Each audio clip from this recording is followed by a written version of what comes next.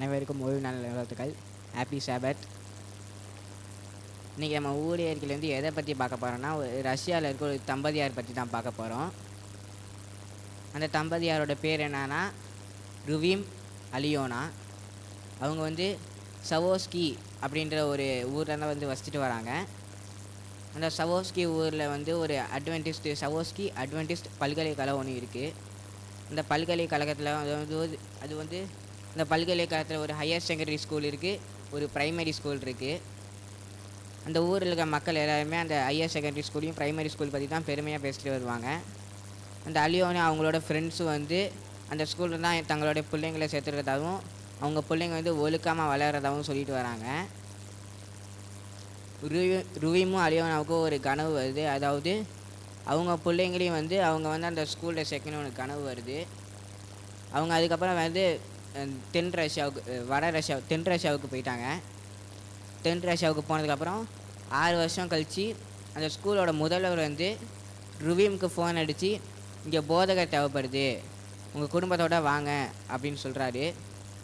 ருவீமுக்கு வந்து ஒரே சந்தோஷம், தான் நினச்ச கனவு வந்து நிஜமாயிருச்சுன்னு. அவர் அங்கேருந்து கிளம்பும்போது அவருக்கு வந்து 3 மகன்கள்.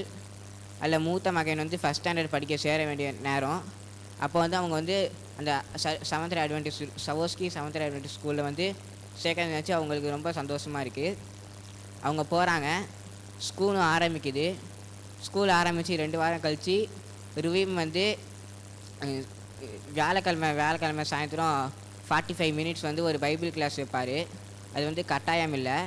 அந்த வாரம் வந்து 6 பேர் வந்து அந்த பைபிள் கிளாஸில் ஜாயின் பண்ணாங்க. அவங்க வந்து வட்டமாக உட்காந்து போதகர் வந்து கேள்வி கேட்பார், பைபிள்லேருந்து கேள்வி கேட்பார். அவங்க வந்து பைபிள்லேருந்து ஆன்சர் பண்ணுவாங்க. அதுமாதிரி நடந்துருக்கும் போது வருஷம் முடியும் போது 5 பேர் வந்து ஞானஸ்தானம் எடுத்தாங்க. அடுத்த வருஷம் திருப்பி நிறைய பேர் சேர ஆரம்பித்தாங்க.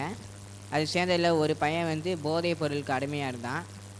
அந்த பையன் வந்து ஏதோ ஒன்று உணர்த்துதல் மூலமாக அந்த அந்த கிளாஸில் போய் ஜாயின் பண்ணுற பைபிள் கிளாஸில்.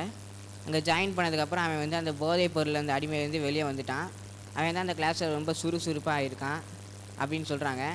அவன் அந்த கிளாஸில் ஜாயின் பண்ணுறதுக்கு முன்னாடி அவங்க ஸ்கூலில் என்ன சொல்லியிருக்காங்கன்னா, நீ போதைப் பொருளுக்கு இதுமாதிரி அடிமையாக இருந்தீங்கன்னா உன்னை ஸ்கூல்லேருந்து வெளியே எடுத்துருவோம் அப்படின்னு சொல்லியிருக்காங்க.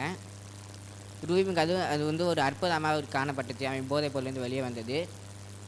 அடுத்த 2வது வருஷத்தில் வந்து 8 பேர் ஞானஸ்தானம் எடுக்க தயாராக இருந்தாங்க. ருவீம் வந்து சொல்கிறாரு, அது மாதிரி தேவன் வந்து சவோஸ்கி ஸ்கூலுக்கு அவரை வந்து கரங்களாக பயன்படுத்தியிருக்காரு அப்படின்னு சொல்கிறாங்க. இதுலேருந்து நம்ம கற்றுக்கிற பாடம் என்ன? நம்மளும் சிறுவர் ஊழியம் பண்ணோம்னா தேவன் வந்து அவங்க மனசுலையும் பெரிய மாற்றத்தை ஏற்படுத்துவார். ஆமேன்.